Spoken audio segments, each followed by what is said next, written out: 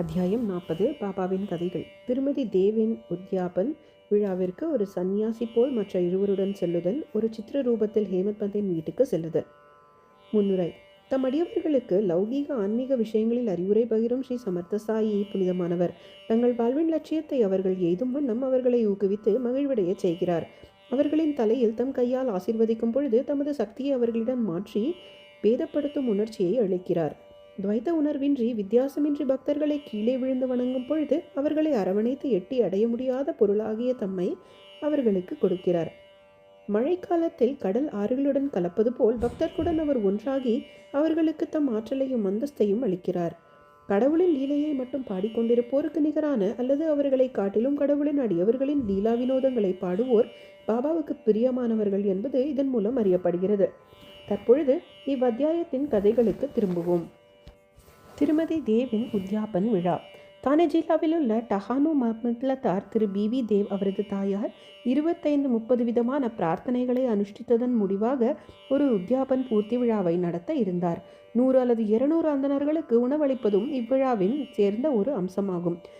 தேவ் விழாவிற்கு ஒரு நாளை நிச்சயித்தார். சாய்பாபாவின் விஜயத்தாலன்றி விழா உரிய முறையில் பூர்த்தி அடையாததால் விழா விருந்தில் கலந்து கொள்ள அவரின் சார்பில் பாபாவை வேண்டிக் கொள்ளுமாறு பாபா சாஹேப் ஜோக்கிற்கு ஒரு கடிதம் எழுதியிருந்தார். பாபாவிடம் பாபு சாஹேப் ஜோக் கடிதத்தை படித்து காண்பித்தார். பாபா தேவின் தூய்மையான உள்ளபூர்வமான அழைப்பினை கவனத்துடன் கருத்திற்கொண்டு கூறினார். என்னை நினைவில் கொண்டிருப்பவனை நான் எப்பொழுதும் நினைத்து கொண்டிருக்கிறேன். எனக்கு எவ்வித வாகனமோ வண்டியோ ரயிலோ அல்லது விமானமோ தேவையில்லை. என்னை எவன் அன்புடன் கூப்பிடுகிறானோ அவனிடம் ஓடி சென்று நானே வெளிப்படையாக கலந்து கொள்கிறேன். நம்மில் 3 பேர், நான், நீ மற்றும் இன்னொருவன் சென்று அவ்விழாவில் கலந்து கொள்வதாக அவனுக்கு ஒரு மகிழ்வான பதில் எழுது என்றார்.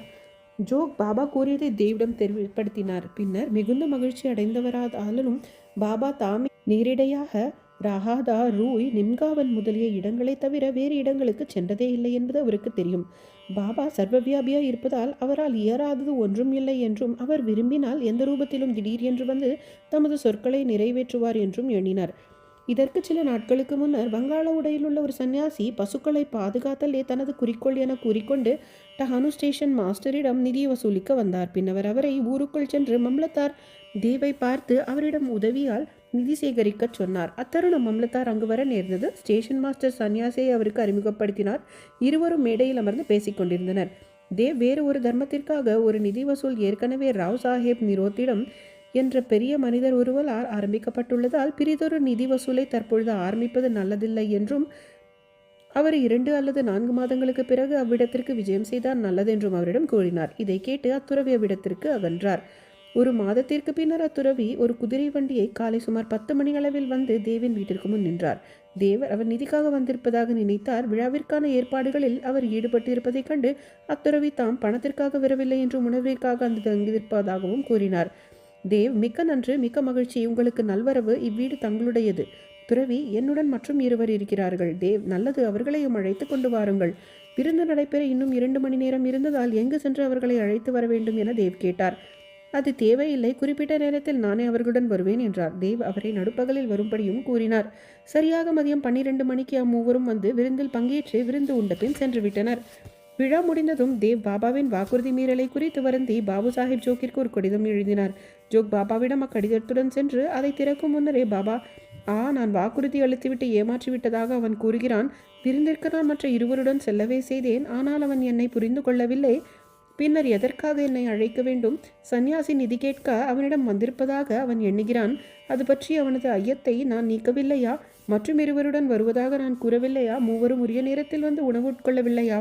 பார், எனது மொழிகளை காப்பதற்கு நான் எனது உயிரையே தியாகம் செய்வேன். எனது மொழிகளுக்கு மாறுபட்டு நான் இருக்கவே மாட்டேன் என்றாள்.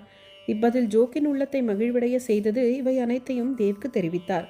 அதை அவர் படித்தவுடனேயே ஆனந்த கண்ணீர் விட்டார். வீணாக பாபாவை குற்றம் கூறியதற்காக தன்னை தாமே கடிந்து கொண்டார். துறவியின் முந்தைய வருகையினால் தான் எவ்வாறு ஏமாற்றப்பட்டார் என்பதையும் உணவுக்காக தாம் இருவருடன் வருவதாக கூறிய துறவியின் சுற்றிலும் உள்ள குறிப்பை தான் எங்கனம் புரிந்து கொள்ள தவறிவிட்டார் என்பதையும் குறித்து மிகவும் ஆச்சரியப்பட்டார். அடியவர்களை தாங்களே முழுமையாக சத்குருடன் சரணாகதி அடையும் பொழுது அவர் தம் வீட்டில் நடைபெறும் மதச்சடங்குகள் உரிய முறையில் தேவையான சம்பிரதாயங்களுடன் நடத்தப்படுகின்றனவா என்று அவர் கவனிக்கிறார் என்பதை இக்கதை நமக்கு தெளிவாக காட்டுகிறது. ஹேமத் பந்தின் ஹோலி பண்டிகை விருந்து. பாபா தமது சித்திரரூபத்தில் தோன்றி தமது அடியவரின் நாவலை பூர்த்தி செய்தார் என்பதை கூறும் மற்றொரு கதையை காண்போம். 1917ஆம் ஆண்டு பங்குனி மாதம் பௌர்ணமி ஹோலி பண்டிகையினன்று காலை ஹேமத் பந்துக்கு ஒரு காட்சி தோன்றியது. பாபா அவரது கனவில் நன்றாக உடையணிந்த ஒரு துறவியின் போன்று அவரை எழுப்பி அவர் முன் தோன்றி அன்று உணவிற்காக அவரிடம் வருவதாக கூறினார். கண் விழித்து எழுந்த அவர் துறவியோ அல்லது சாயியோ காணவில்லை. ஆனால் அவர் கனவை நினைவு கூறத் தொடங்கிய போது கனவில் துறவி கூறிய ஒவ்வொரு வார்த்தையையும் ஞாபகத்தில் கொணர்ந்தார். 7 ஆண்டுகளாக பாபாவுடன் அவர் தொடர்புடையவராக இருந்தாலும் பாபாவையே எப்பொழுதும் தியானித்த போதிலும் பாபா உணவுக்காக தம் வீட்டிற்கு வருவார் என்று அவர் எதிர்பார்க்கவில்லை. ஆயினும் பாபாவின் மொழிகளால் மனது மகிழ்ந்து தமது மனைவியிடம் சென்று அன்று ஒரு புனிதமான நாளாக இருப்பதால் ஒரு துறவி விருந்தாளி உணவுக்காக வருகிறார் என்றும் அதிகமான உணவு தயார் செய்ய வேண்டும் என்று கூறினார். அவள் விருந்தாளியை பற்றி யார் எப்பொழுது வருகிறார்கள் என கேட்டாள். தமது மனைவியை அலக்கழிக்காத நியதியின் பொருட்டும் தப்பு எண்ணத்தை தவிர்த்ததற்காகவும் உண்மையை, அதாவது கனவினை பற்றி அவளிடம் கூறினார். பாபா அவ்விடத்திற்கு ஷிரடியிலிருந்து அங்குள்ள நேர்த்தியான உணவை விடுத்து சாதாரணமான தங்கள் வீட்டு உணவை ஏற்க வருவாரா என்று அவள் ஐயத்துடன் கேட்டாள். ஹேமத் பந்த் அவளுக்கு பாபா நேரடியாக வரமாட்டார் என்றும் ஒரு விருந்தினர் ரூபத்தில் வருவார் என்றும் உறுதியளித்து இன்னும் சற்று அதிகமாக சாதம் வடிப்பதினால் அவர்கள் இழக்கப் போவது ஒன்றுமில்லை என்றும் கூறினார். இதன் பின்னர் விருந்துக்கான ஏற்பாடுகள் செய்யப்பட்டு மதியத்திற்குள் அது தயாராகியது. ஹோலி வழிபாடும் செய்யப்பெற்று இலை போடப்பட்டது. அதை சுற்றிலும் கோலமிடப்பட்டது. நடுஸ்தானம் விருந்தாளிகளுக்கெனவும் மற்றவர்களுக்கு 2 வரிசைகளிலும் இலைகள் போடப்பட்டன. குடும்பத்தின் எல்லா உறுப்பினர்களும், மகன்கள், பேரன்கள், புத்திரிகள், மருமகன்கள் அனைவரும் வந்து தத்தமது இடங்களில் அமர்ந்தனர். பல்வேறு வித உணவுகளை பரிமாறப்பட்டன. இது நிகழ்ந்து கொண்டிருக்கையில் அனைவரும் விருந்தாளிக்காக எதிர்பார்த்து கொண்டிருந்தனர். மதியம் கடந்துவிட்ட போதிலும் ஒருவரும் வரவில்லை. பின்னர் கதவு சாத்தப்பெற்று தாளிடப்பட்டது. பின் நெய் விடப்பட்டது.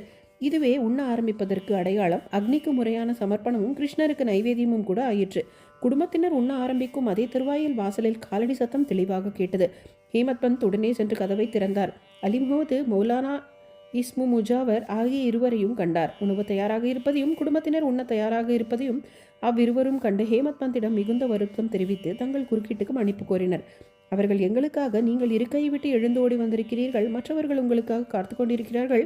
எனவே தயவு செய்து உங்கள் பொருளை பெற்றுக்கொள்ளுங்கள். நாங்கள் அதன் வியத்தகு கதை முழுவதையும் தங்களுக்கு சௌகரியப்படும் போது பின்பு விவரிப்போம் என்று கூறினார்கள். இவ்வாறு கூறிக்கொண்டே பழைய செய்தித்தாள் ஒன்றில் சுற்றப்பட்டிருந்த பொட்டலம் ஒன்றை மேஜையின் மேல் வைத்தார்கள். ஹேமத் பந்த் அதனை பிரித்து பார்க்கையில் அவருக்கு பெரும் ஆச்சரியத்தையும் வியப்பையும் விளைவிக்கும் வகையில் சாய்பாபாவின் பெரிய அழகிய படம் ஒன்றை கண்டார். உடம்பு முழுவதும் மயிர் கூஜ சிறிய, கண்களில் நீர் வழிய மிகவும் மனமுருகி தனது தலையை தாழ்த்தி படத்தில் உள்ள பாபாவின் பாதங்களில் வைத்து கொண்டார். பாபா இத்தகைய ஆச்சரிய லீலைகளால் தம்மை ஆசீர்வதித்திருப்பதாக நினைத்தார். அறிவதற்கு ஆர்வம் மேலிட அப்படத்தை அவர்கள் எப்பொழுது வாங்கினார்கள் என்று கேட்டார். அலிமுகது தாம் அதை ஒரு கடையிலிருந்து வாங்கியதாகவும் எல்லோரும் காத்திருப்பதால் அப்படத்தை பற்றி எல்லா விவரங்களையும் பிறிதொரு சமயம் சொல்லுவதாகவும் மற்றவர்களிடம் அவரை உண்ணச் சொல்லுமாறும் கூறினார். ஹேமத் பந்த் அவர்களுக்கு நன்றி தெரிவித்து வழி அனுப்பிவிட்டு சாப்பிட வந்தார். பின்னர் ஏற்கனவே ஒதுக்கப்பட்டிருந்த இடத்தில் படம் வைக்கப்பட்டு நைவேத்தியம் உரிய முறையில் செய்தான பிறகு அனைவரும் உண்ணத் தொடங்கினார்கள். படத்திலுள்ள அழகிய ரூபத்தை கொண்டு அனைவரும் மிக மிக சந்தோஷப்பட்டனர். இவையெல்லாம் எங்கனம் நிகழ்ந்தன என்பது குறித்து வியந்தனர். ஹேமத் பந்தின் கனவில் கூறிய மொழிகளை பாபா இவ்வாறாக நிறைவேற்றினார். எல்லா விவரங்களுடன் கூடிய அப்படத்தை கதை ஏதாவது எங்கனம் அலி முகமதை அதை பெற்றார், ஏன் அதை அவர் வாங்கினார், ஹேமத் பந்திடன் பின் ஏன் அதை கொடுத்தார் என்பவை எல்லாம் அடுத்த அத்தியாயத்திற்கு ஒதுக்கப்பட்டிருக்கிறது. ஸ்ரீ சாயியை பணிக. அனைவருக்கும் சாந்தி நிலவட்டும்.